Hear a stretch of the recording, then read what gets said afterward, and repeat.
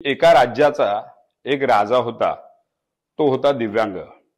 म्हणजे काय तर त्याला एक डोळा आणि एक पाय नव्हता. विचार करा, एक डोळा आणि एक पाय नसलेला, व्यंग असलेला असा एक राजा.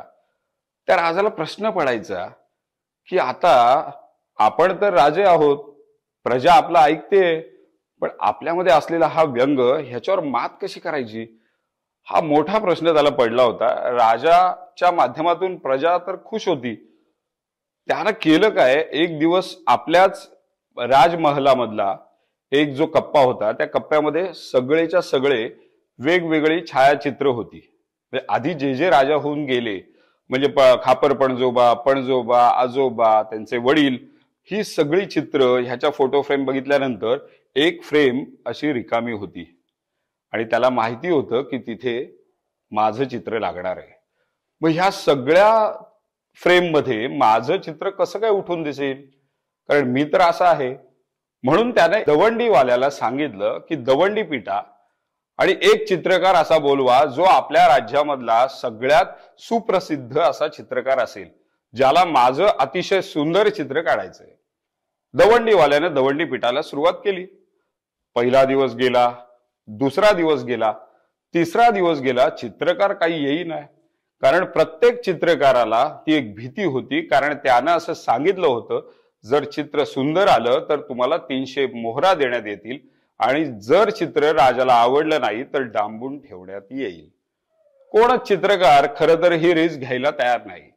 पण झालं असं, चौथ्या दिवशी एक चित्रकार, गावातला एक मुलगा आला आणि तो म्हणाला की मी चित्र काढायला तयार आहे या राजाचं. सगळेजण हबकले. अरे हा मुलगा कसा चित्र काढेल? म्हणजे विचार करा, एखादी अशक्य गोष्टी शक्य करण्यासाठी इच्छा शक्ती लागते. तुमचा बघण्याचा दृष्टिकोन कसा आहे त्याच्यावर त्या सगळ्या गोष्टी अवलंबून असतात. त्या मुलानं तयारी केली, त्याला सगळ्याच्या सगळं साहित्य साधनं दिली गेली आणि त्यांनी चित्र काढायला सुरुवात केली.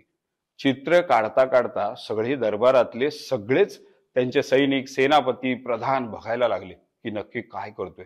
राजा स्वतः बघायला लागले आणि चित्र काढता काढता काढता आधी त्यांनी घोड्याचं चित्र काढलं, मग त्या घोड्यावर स्वार झालेला आपला राजा, आणि मग तो राजा जो एका खरं तर दृष्टिकोनातून एका अँगलनी असा दिसत होता की त्याचा एक पायच फक्त घोड्याच्या इथला दिसत होता. आणि दुसरा एक व्यंग सगळ्यात महत्वाचं होतं, ते म्हणजे त्यांना डोळा नव्हता. त्यानं हातात त्याच्या धनुष्यबाण दिला आणि धनुर्धारी असलेला राजा, ज्याचा एक डोळा तर मिटलेला असतो, कारण आपण जेव्हा धनुष्यबाणाचा नेम लावतो तेव्हा एक डोळा मिटलेला असतो. घोड्यावर बसलेला, धनुष्यबाण हातात घेतलेला धनुर्धारी राजा हे चित्र बघितल्यानंतर राजा इतका खुश झाला की त्याने 300 मोहरा त्याला भेट दिल्या आणि त्या दरबारातच त्याला नोकरी दिली. ह्या गोष्टीच्या मागचा सगळ्यात महत्वाचा उपदेश म्हणूया आपण तो, की अशक्य कुठलीही गोष्ट शक्य करता येते. तुमचा बघण्याचा दृष्टिकोन महत्वाचा आहे.